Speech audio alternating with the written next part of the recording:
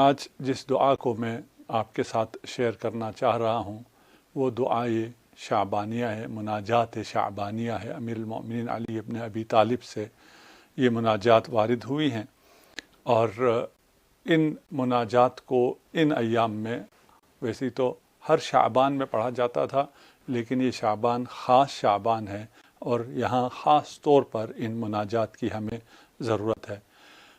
مناجات شعبانی اگر آپ بھی اپنے سامنے کھول لیتے ہیں، اور اکثر کیونکہ آپ لیپ ٹاپس پر یا کمپیوٹر پہ، موبائل پہ دیکھ رہے ہوں گے، مناجات شعبانیہ اگر آپ سرچ کر لیں تو آپ کو مناجات شعبانیہ اور اس کا ٹیکسٹ میسر آئے گا، تاکہ آپ ساتھ ساتھ اس کو پڑھ سکیں اور دیکھ سکیں۔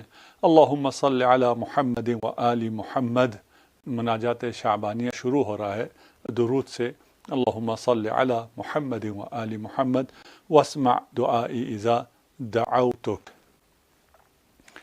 اے اللہ میری دعا کو سن جب میں تجھے پکارتا ہوں، واسمع ندائی اذا نادیتک، اور میں جب تجھے پکارتا ہوں، ندا دیتا ہوں، تو میری ندا کو سن لے، واقبل علی اذا ناجیتک، اور میری طرف توجہ فرما جب میں تجھے پکار رہا ہوں، جب میں مناجات کر رہا ہوں، میری مناجات کو سن لے، میری فریاد کو سن لے۔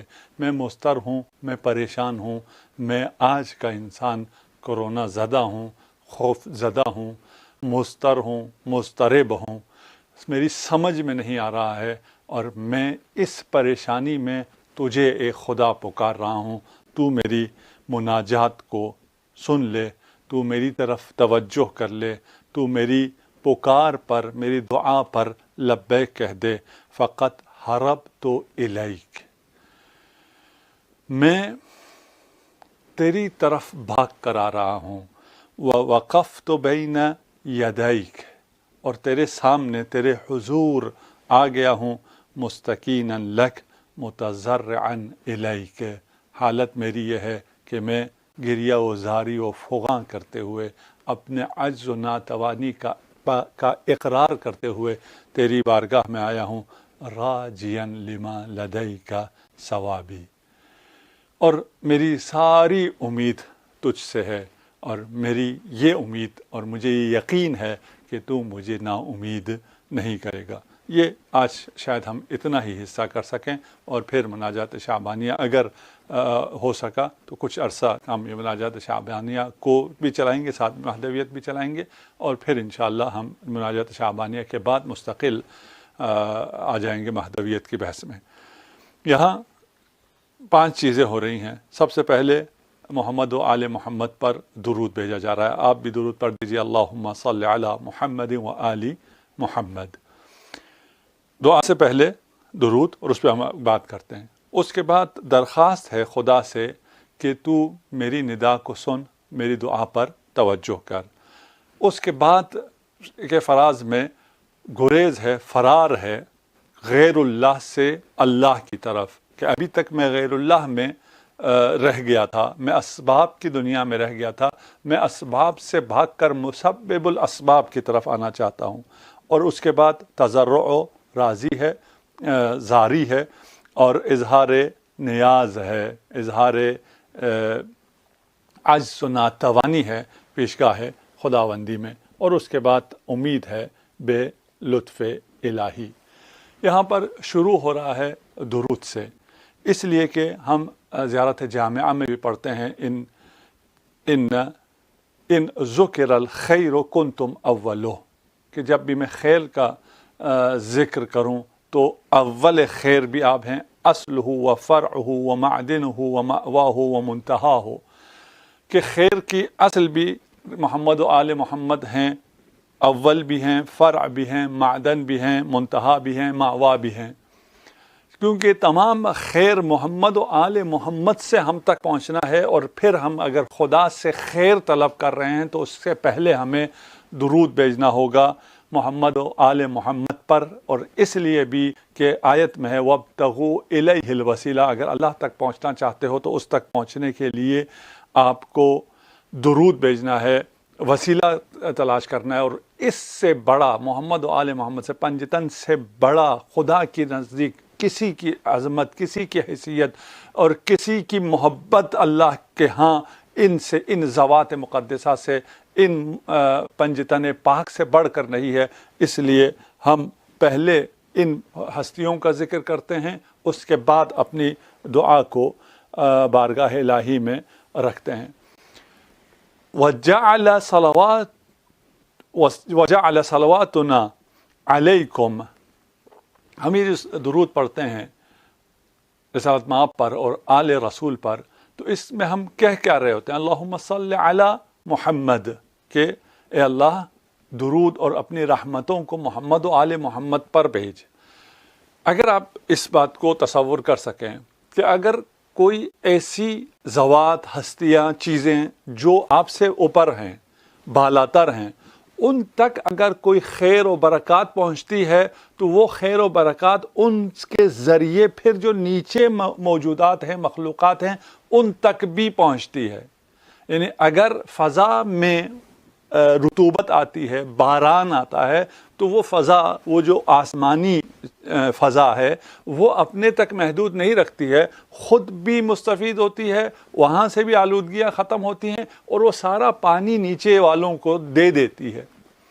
محمد و آل محمد پر جب ہم درود بھیجتے ہیں اور وہ درود ان تک پہنچتا ہے تو وہ سارا کا سارا درود ان سے ہوتے ہوئے اس کی رحمتیں ہم تک پہنچتی ہیں، اور اگر ان کو جو رحمت ملی ہے وہ رحمت ان سے ہم تک پہنچتی ہے، اس کا مطلب یہ نہیں کہ پھر ان کے پاس نہیں رہتا ہے۔ یہ اس کی مثال آپ علم کی مثال سے سمجھ سکتے ہیں کہ اگر ایک استاد کو علم ملتا ہے، اس علم کو وہ آگے پہنچاتا ہے، استاد کا رتبہ بالاتر ہے، اور جو بالاتر ہے اس کو اگر کوئی چیز ملتی ہے وہ اپنے سے کمتر تک پہنچاتا ہے۔ وہ جب یہ علم اپنے سے کمتر تک پہنچاتا ہے تو یہ علم یہاں ختم نہیں ہو جاتا۔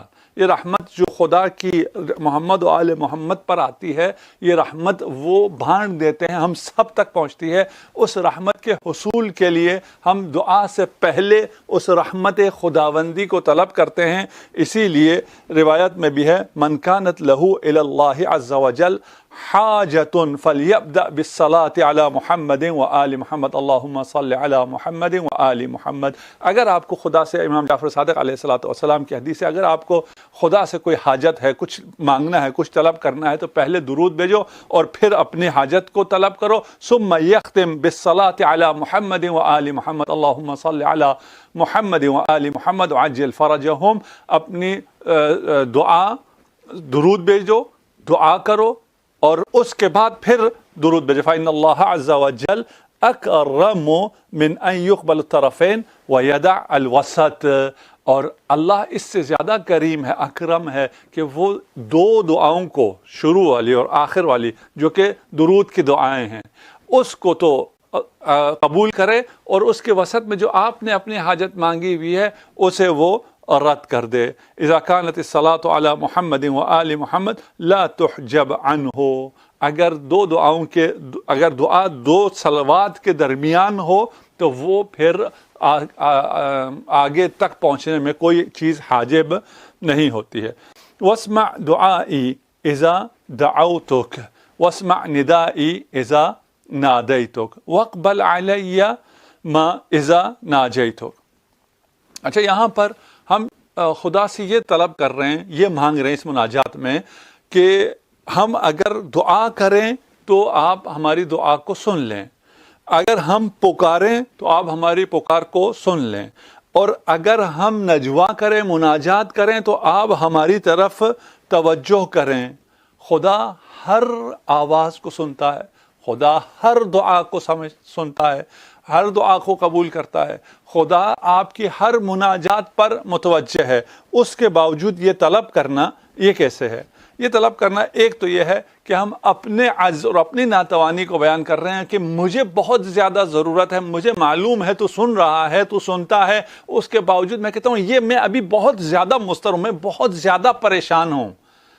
ہمیشہ سنتا ہے، ایک وہ ذات جو ہمیشہ جسے مثلا بچہ ہے، اس کو پتا ہے اس کی ماں سے جو بھی مانگے، جب بھی مانگے وہ ہمیشہ اسے ملتا ہے، لیکن اس کے باوجود کبھی وہ بہت رو کے مانگتا ہے۔ تو وہ کیوں اتنا رو کے مانگتا ہے؟ یہ بتانے کے لیے کہ یہ جو ابھی میں چیز مانگ رہا ہوں وہ بہت زیادہ اہم ہے, بہت زیادہ ارجنسی ہے. میں ایک پانی عام حالات میں مانگتا ہوں وہ اور پیاس ہوتی ہے, اور ابھی جو میں بہت شدید رو کے پانی مانگ رہا ہوں یا دودھ مانگ رہا ہوں تو میری ابھی حالت اور ہے.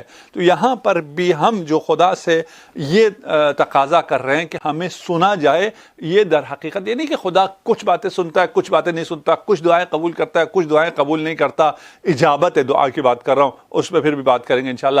کچھ مناجات پر خدا کی توجہ ہوتی ہے, کچھ مناجات پر خدا کی توجہ نہیں ہوتی. نہیں, ہرگز ایسا نہیں ہے. وہ ہر بات کو سننے والا ہے, وہ ہر کلام کو سننے والا ہے, وہ ہر دعا کو اجابت کرنے والا ہے.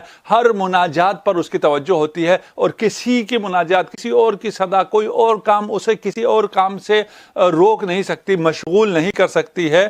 پھر کیوں ہم یہ درخواست کر رہے ہیں؟ یہ درخواست اس لیے ہے کہ ہم اس کا اظہار کریں کہ ہم بہت پریشان ہیں. خدایا آج انسان بہت پریشان ہے, اور اس پریشانی میں وہ کچھ لوگ تو بہت آگے تک نکل گئے ہیں. کچھ لوگ اتنے پریشان ہیں کہ انہوں نے سوال اٹھانا شروع کر دیا ہے کہ کیا ہوا؟ اگر خدا ہے تو اتنا عذاب, اگر خدا ہے تو اتنی اموات, اگر خدا ہے تو اتنی پریشانی بندوں کو, یہ پریشانیاں کیوں ہیں اگر خدا ہے؟ خدا ہے اور خدا کی رحمتیں بھی ہیں, خدا کا عذاب بھی ہے, خدا کی آزمائش بھی ہے. تمہارے چیزوں کو دیکھنے کا انداز اور ہے, خدا کا دیکھنے کا انداز اور ہے. اگر اس کو کبھی ہم سمجھا سکیں, لیکن ابھی ہم ان سب کو سمجھنے کے لیے نہیں بات کر رہے ہیں. ہم یہ کہنے کے لیے خدا سے بات کر رہے ہیں, خدایا تیرے بندے اب ان میں طاقت نہیں رہی ہے, اب تو ان کی سن لے, اس لیے کہ یہ ان کی توانائی سے یہ باتیں بڑھ گئی ہیں.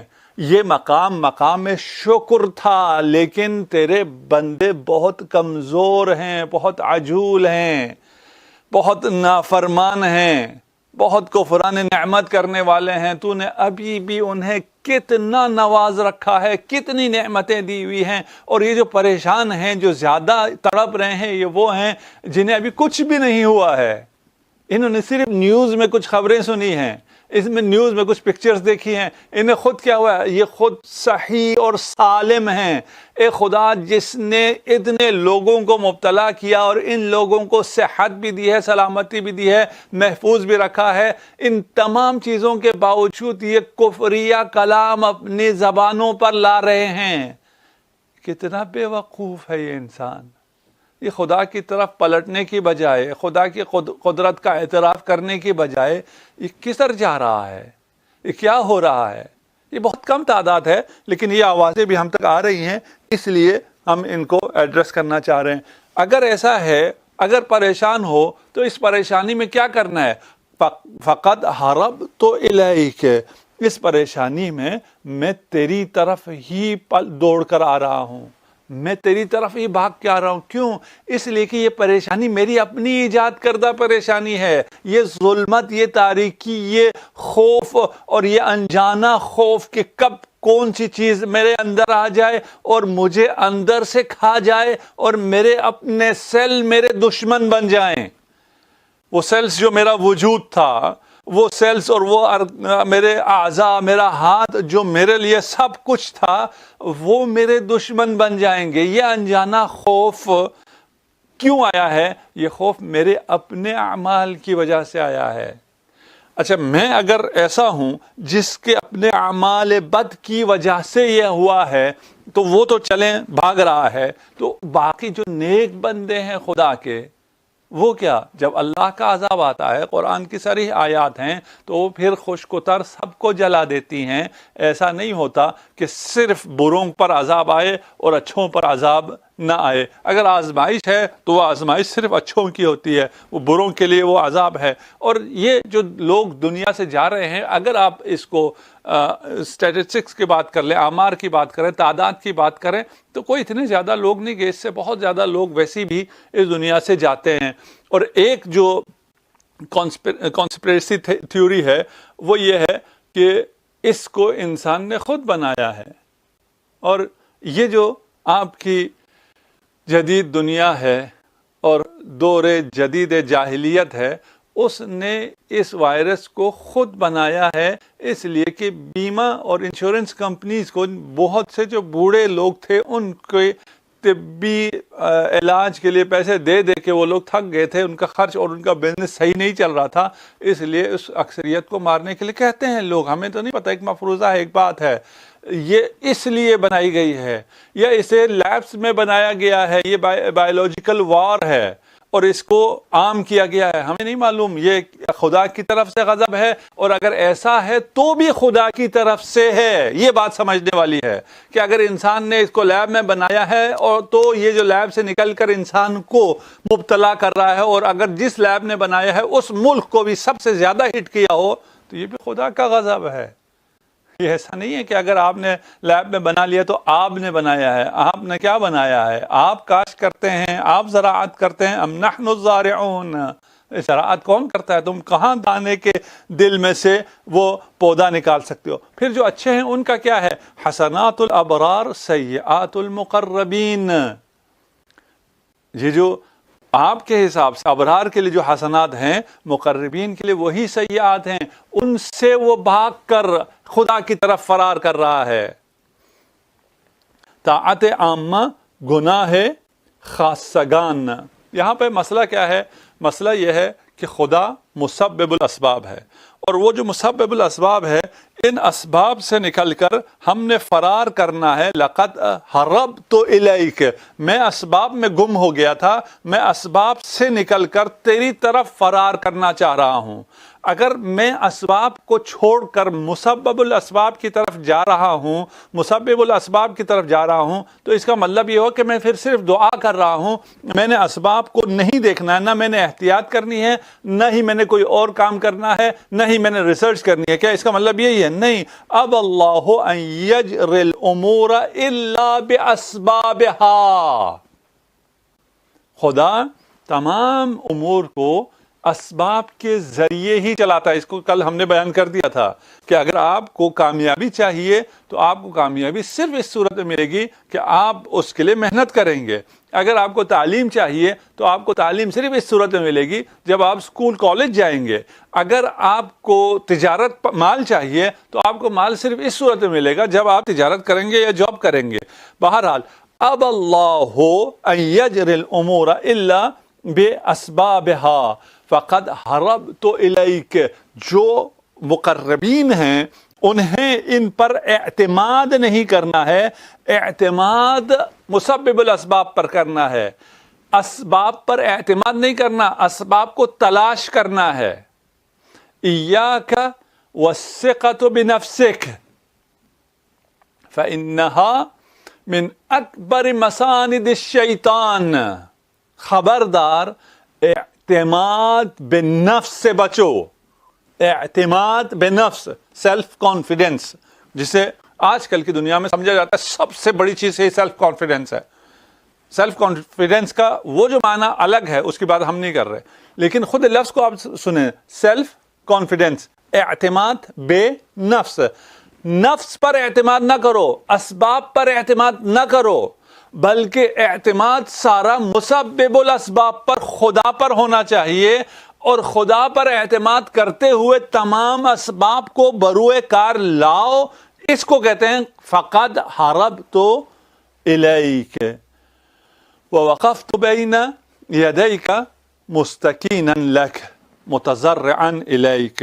جن لوگوں نے ابھی جوائن کیا ہے ان کو میں عرض کر دوں کہ ہم مناجات شعبانیہ امیر المؤمنین علی ابن ابی طالب علیہ الصلاۃ والسلام کی مناجات شعبانیہ کو ہم پڑھ رہے ہیں، اور شعبان میں ان مناجات کو بہت زیادہ پڑھا جانا چاہیے، لیکن اس شعبان میں خصوصیت سے پڑھا جانا چاہیے کہ ہمیں یہ باتیں اب سمجھ میں آئیں گی، اس لیے کہ اب ہمیں پورے وجود سے محسوس ہو رہا ہے کہ ہمیں ان چیزوں کی ضرورت ہے. امیر المؤمنین فرما رہے ہیں وَوَقَفْتُ بَيْنَ يَدَيْكَ، اے اللہ میں بھاگ آیا باقی سب چیزوں سے.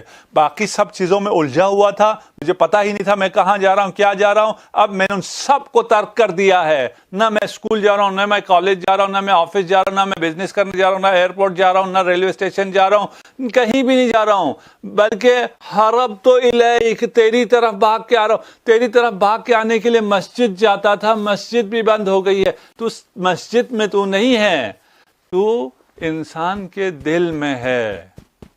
توجہ کرنی ہے تجھے، تو نے توجہ کر لی ہے، خدایا میں نے توجہ کر لی، میں تیرے پاس آ کے کھڑا ہو گیا، تیری توجہ چاہیے کہ تو میرے سوال کا جواب دے، مجھے اس کے لیے کیا کرنا ہے؟ مستکینا لک متضرعا الیک، کہ میں بے چارگی تضرع کے ساتھ معبود کے سامنے اگر حاضر ہونا ہے تو اس کا لازمی یہ ہے کہ آپ گریہ اور تضرع کے ساتھ، اگر کسی معشوق کے دل کو تسخیر کرنا ہے تو گریہ اور زاری سے ہی تسخیر کیا جا سکتا ہے، اور وہ انسان جس کا ام المومنین فرماتے ہیں وَصَلَاحُهُ الْبُكَاءُ، جس کا ہتھیار ہی بکا ہے، البکاء من خشیت اللہ مفتاح الرحمہ، بکا اللہ کے خوف سے جو گریہ ہے وہ مفتاح الرحمہ ہے، رحمت کی کنجی ہے، وہ علامت القبول، آپ کی دعا قبول ہوئی ہے یا نہیں ہوئی، آپ نے گریہ کیا ہے یا نہیں ہوئی، آپ کی آنکھ اشکبار ہوئی ہے یا نہیں ہے، وہ باب الاجابہ، اجابت کا دروازہ وہ کیا ہے؟ گریہ و زاری ہے۔ معشوق کیونکہ مقام ناز میں ہوتا ہے، عاشق کو ہمیشہ مقام نیاز میں ہونا ہے، اس لیے کہ وہ معشوق بے نیاز ہے، اسے نیاز پسند ہے۔ میں معشوق کی درگاہ میں کچھ اور لے کر جا ہی نہیں سکتا کہ میں جو کچھ لے جاؤں، جو بھی کمال لے جاؤں، جو بھی ہدیہ لے جاؤں وہ اسی کے پاس ہے، بلکہ اسی کا دیا ہوا ہے، ہر چیز وہاں ہے۔ وہاں کیا نہیں ہے؟ وہ بے نیاز ہے، اس کے پاس نیاز نہیں ہے، محتاج نہیں ہے۔ اس بے نیاز کے پاس اپنی نیاز لے کے جاؤں گا، اپنا درد لے کے جاؤں گا، اپنی فریاد لے کے جاؤں گا۔ میان عاشق و معشوق فرق بسیار است، چو یار ناز نماید شما نیاز کنیت۔ اللہ کی بارگاہ میں ابھی اپنی نیاز کو، اپنی آہ کو، اپنی فغاں کو، اپنی فریاد کو، اپنے گریے کو، اپنے خضوع کو لے کر جانا ہے، اپنی نیاز کو لے کے جانا ہے کہ تو بے نیاز ذات ہے، تو نے ہمیں سمجھا دیا کہ یہ مملکت، یہ سلطنت در حقیقت تیرے ہاتھ میں ہے۔ ہم نے اپنی تدبیر سے اپنا آئندہ 50 سال بھی پلان کر لیا تھا، ہر چیز ہمارے حساب سے کیلکولیٹڈ تھی، ہر چیز ہمارے کنٹرول میں تھی، ہر جہاز کا آنا جانا ہمارے کنٹرول میں تھا، ہر کشتی کی حرکت ہمارے کنٹرول میں تھی۔ ہم نے ابر و ماہ و خورشید اور سب کا حساب لگا کر ہر چیز کا حساب کر لیا تھا، ہم نے کیلنڈرز بھی بنا لیے تھے، ہم نے پلان بھی کر لیے تھے، ہم نے سب کچھ کر دیا تھا۔ تو نے ایک ہی چھوٹے سے وائرس کے ذریعے ہمارا سارا نظام روک دیا ہے۔ تو بے نیاز ہے۔ ہم سمجھ رہے تھے ہم بے نیاز ہیں، ہم نے اپنی تدبیر خود کر لی ہے، لیکن ہم کوئی تدبیر نہیں کر سکتے ہیں۔ راجین لما لدیک، ہم خشوع اور خضوع کے ساتھ تیری بارگاہ میں آئے ہیں۔ راجین لما لدیک ثوابی، ہم تجھ سے امید لگائے ہوئے آئے ہیں، اور یہ امید جو خدا سے ہے۔ وَعْلَمْ، دعائے ابو حمزہ صومالی، رمضان میں اس کو ضرور پڑھیے گا، ویسے بھی ہمیشہ پڑھنا چاہیے لیکن رمضان میں ضرور پڑھیے گا۔ وَعْلَمْ أَنَّكَ لِلرَّاجِي بِمَوْضَعِ الْإِجَابَةِ، جان لو کہ جو تجھ سے امید رکھے، جو خدا سے امید رکھے، جو خدا سے حسن ظن رکھے، وہ یقیناً جواب پاتا ہے۔ کیف تخیب آمالی وہی قد وفدت الیک، ایک حدیث پہ میں آج تمام کرتا ہوں اپنی بات کو، اور اگر آپ کے کوشچن ہیں تو وہ کچھ کوشچن لے لیں گے۔ اور حدیث یہ ہے کہ ایک شخص ہے، اسے جہنم کی طرف لے جایا جاتا ہے، اور جہنم کے کارندوں سے کہا جاتا ہے اس کو لے جاؤ اور کشا کشا کھینچ کھینچ کر جہنم کی طرف لے جائیں گے. جہنم کے دہانے پہ پہنچ کے حکم آئے گا اسے لات مارو اور جہنم میں گرا دو. اگر ابھی وہ کارندہ اسے دھکیلنے ہی والا ہوگا یہ مڑ کر خدا کی طرف دیکھے گا. خدا کا ارشاد آئے گا ٹھہر جاؤ میرے بندے نے مڑ کر میری طرف دیکھا ہے. اللہ اکبر. کس سے امید؟ اس خدا سے جو اس انسان کو جس کے پاس کوئی نیکی نہیں ہے, جس کو سیدھا جہنم میں جانا ہے, جہنم کے دہانے پہ پہنچ کر اپنے فرشتوں کو ندا دے رہا ہے رک جاؤ میرے عبد نے میری طرف دیکھا ہے. اور پھر صدا آئے گی اے میرے بندے تو نے میری طرف کیوں دیکھا؟ بندہ کہے گا میں نے یہ نہیں سوچا تھا, میرا آپ کی نسبت تیری نسبت میرا حسن ظن یہ تھا کہ میں جتنی بھی معصیت کر لوں جو بھی کر لوں میرا خدا ارحم الراحمین ہے, وہ مجھے بخش دے گا, وہ مجھے جہنم میں نہیں ڈالے گا. خدا کی طرف سے ندا آئے گی کہ اے فرشتو اسے جہنم سے نجات دے دو. اگرچہ یہ جھوٹ بول رہا ہے, اگر یہ مجھ پر حسن ظن رکھتا, اگر اس کی امید میری ذات سے ہوتی تو یہ جہنم کے دہانے تک بھی نہ پہنچتا. اب بھلے جھوٹ لیکن کہا اس نے کہ اس کی امید مجھ سے ہے, اس لیے میں اسے بخش دیتا ہوں.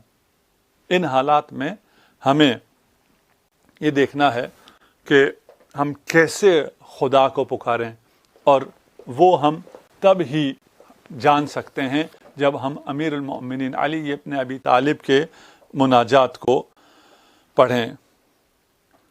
کیا یہ سب پہلے سے طے ہے کہ انسان کس کس سے دنیا میں ملے گا, کتنی شادیاں کرے گا, کتنی اولاد ہوگی, کہاں نوکری کرے گا؟ یہ سب انسان کے اختیار میں ہے, اس کی کوشش پر ہے, اس میں آمدنی اور رزق بھی شامل ہے. ہاں, سوال یہ ہے کہ آیا یہ سب چیزیں پہلے سے طے ہوتی ہیں یا پہلے سے طے نہیں ہوتی؟ اور یہ سب چیزیں پہلے سے طے ہیں, یعنی پہلے سے طے ہیں سے مراد یہ ہے کہ آپ اپنے اختیار سے کیا کچھ کریں گے اس سب کا خدا کو پہلے سے علم ہے. علم خدا میں یہ ساری چیزیں ہیں. ہم جو کہتے ہیں ہماری تقدیر میں یہ لکھا ہوا ہے, یعنی علم خدا میں ہے. علم خدا میں آپ کی مثال میں آپ کس کس سے ملیں گے, اچھے لوگوں سے ملیں گے یا برے لوگوں سے ملیں گے, خدا کو اس چیز کا علم ہے. آپ کتنی شادیاں کریں گے اس کا بھی خدا کو علم ہے. اور آپ کتنی مال کمائیں گے, آپ کے یہ سب انسان کے اختیار میں ہے. جی بالکل آپ کے اختیار میں ہے, آپ اپنے اختیار سے ہی کریں گے. علم خدا میں ہونے سے آپ مجبور نہیں ہوتے ہیں. علم خدا میں ہونے سے آپ مجبور نہیں ہوتے. اس نقطے کو اگر سمجھ لیں کافی ہے. ایک استاد کو اپنے شاگرد کے بارے میں پتا ہے کہ یہ محنت نہیں کرتا, محنت نہ کرنے کا نتیجہ یہ ہے کہ یہ فیل ہو جائے گا. اس کے علم میں ہے یہ فیل ہوگا, وہ فیل ہونے پہ مجبور نہیں ہے, علم ہونے سے مجبور نہیں ہوتا ہے. پھر علم خدا کیا ہے؟ علم خدا یہ ہے کہ یہ اپنے اختیار سے یہ کام کرے گا. اگر آپ وہ کام کرنے پر مجبور ہو جائیں تو پھر آپ علم خدا کے خلاف ہو گئے, کیونکہ خدا کا علم یہ ہے کہ آپ اپنے اختیار سے. بس انسان کو اللہ نے اختیار دے رکھا ہے, لیکن کیونکہ وہ عالم ہے, عالم ہونے کی وجہ سے وہ سب چیزیں جانتا ہے, اور آپ کا اختیار بھی ہے, اس میں آپ کی آمدنی بھی ہے اور آپ کا رزق بھی ہے. اس سب میں یہ بات بھی سمجھ لیجئے کہ خدا کو پتا ہے کون محنت کرے گا کون محنت نہیں کرے گا. خدا کو پتا ہے کہ ایک شخص جو پہلے محنت نہیں کر رہا تھا فلاں حادثے سے کورونا کے بعد وہ بیدار ہو جائے گا اور اس کے بعد اس کی دنیا یکسر بدل جائے گی اور وہ محنت کرنے لگے گا, وہ عبادت کرنے لگے گا. یہ سب چیزیں خدا کے علم میں پہلے سے ہیں, لیکن خدا کے علم میں ہونے کا مطلب یہ نہیں ہے کہ آپ بیٹھ جائیں. اگر آپ ان باتوں میں آ کر کہ یہ تو میں کچھ بھی نہیں ہوں, جو خدا نے لکھا ہے وہ ہو کے رہے گا, آپ کوئی عمل نہ کریں, تو خدا کو یہ بھی خدا کے علم میں ہے کہ یہ انسان اپنے پاؤں سے اپنے پاؤں پہ خود کلہاڑی مار رہا ہے, خود اپنے پاؤں سے چل کر بربادی کی طرف جا رہا ہے. میرا خیال اتنا جواب شاید کافی ہو.